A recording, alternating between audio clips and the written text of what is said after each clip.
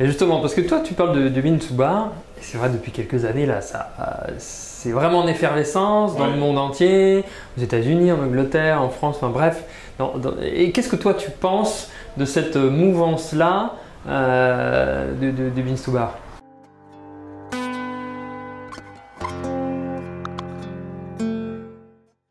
Ben, je trouve ça positif dans le sens où on se réapproprie la gestion et le travail des matières premières, parce que sinon on est un simple transformateur, on fond du chocolat, on le moule et on le fourre avec quelque chose que j'espère on a fabriqué soi-même. C'est pas toujours le cas, parce qu'il y a moyen d'acheter des ganaches en seau, chez les fabricants de plus en plus.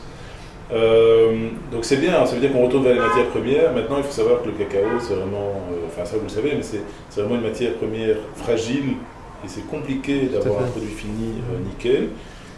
Par exemple pour moi c'est 10 fois plus facile d'acheter chez Demori, même si c'est cher, le meilleur chocolat de couverture, parce que moi je suis sûr que mon produit sera toujours nickel. Quand on fabrique à partir des fèves, ben, il faut accepter les aléas de la production. Une fois les fèves sont mauvaises ou moins bonnes, une fois la torréfaction est trop forte, une fois on n'a pas assez conché. Donc chaque batch, quand on fait des micro-batchs en bean to bar, va être différent. Et donc avoir une régularité dans les petites productions, c'est ce qui est le plus compliqué. Et c'est pour ça il faut des gens comme Bonnat, Pralu, etc. C'est vraiment des années et des années de pratique avant d'avoir un bon goût. J'ai eu une réflexion pendant les vacances qui était géniale.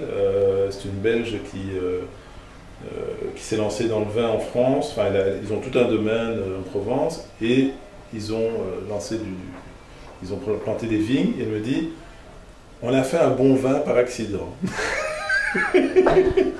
Et donc ils ont fait un bon rosé la première année. Elle me dit, mais c'est par accident, c'est un hasard. Et j'ai adoré quoi. Ça c'est vraiment l'humilité de dire voilà, on maîtrise pas tout. C'est vrai. Et parfois ça marche, parfois ça marche pas. Et en chocolat c'est la même chose. Donc il faut vraiment bien séparer le marketing, le packaging, ça c'est important. la relation presse, etc.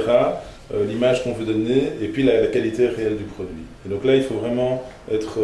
il ne faut pas lancer un produit si on n'est pas vraiment satisfait, qu'on n'a pas passé, disons, des tests de dégustation par des professionnels.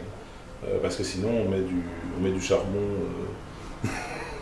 sur le marché et on tue sa marque en très peu de temps. En très peu de temps, donc il faut vraiment être très, très humble, je trouve, par rapport à ça.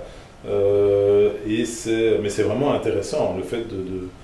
Et puis aussi, au niveau du cacao, à partir du moment où on fait du bean to bar, ça n'a aucun sens d'acheter du cacao industriel. Donc ça veut dire qu'on peut aller pour des plus petites quantités vers des petits producteurs. Donc essayer d'aller dans une relation directe et de faire du vrai fair trade, pas simplement payer un bonus en bourse sur un container. Donc c'est plus aller vers un truc plus respectueux de l'environnement, plus éthique, mais sans non plus tomber dans le marketing qu'on voit aujourd'hui dans le fair trade, par exemple, le produit du fair trade devient un produit marketing.